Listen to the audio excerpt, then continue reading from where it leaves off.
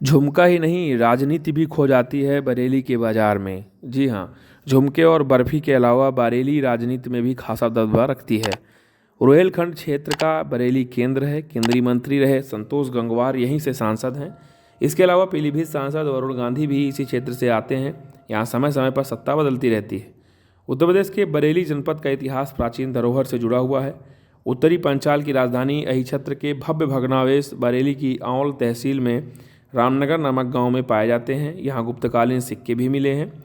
पुरातत्वविद यहाँ के इतिहास को दूसरी शताब्दी ईसा पूर्व से 11वीं शताब्दी तक से जोड़ते हैं।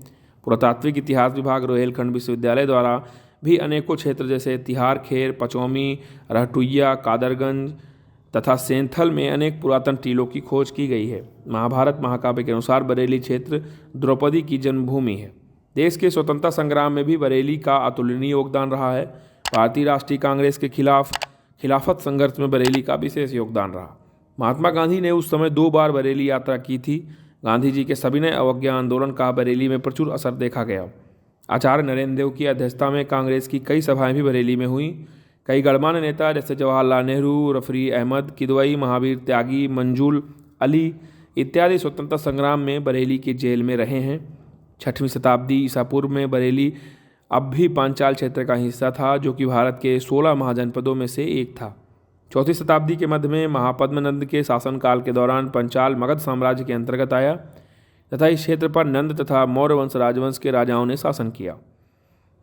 क्षेत्र में मिले सिक्कों से मौर्य काल के बाद के समय में यहाँ कुछ स्वतंत्र शासकों के अस्तित्व का भी पता चलता है। क्षेत्र का अंतिम स्वतंत्र शासक अच्युत था, जिसे समुद्रगुप्त ने पराजित किया था, जिसके बाद पंचाल को गुप्त साम्राज्य में शामिल कर लिया गया था। 6वीं शताब्दी के उत्तरार्ध में गुप्त राजवंश के पतन के बाद इस क्षेत्र पर मौखरियों का प्रभुत्व रहा।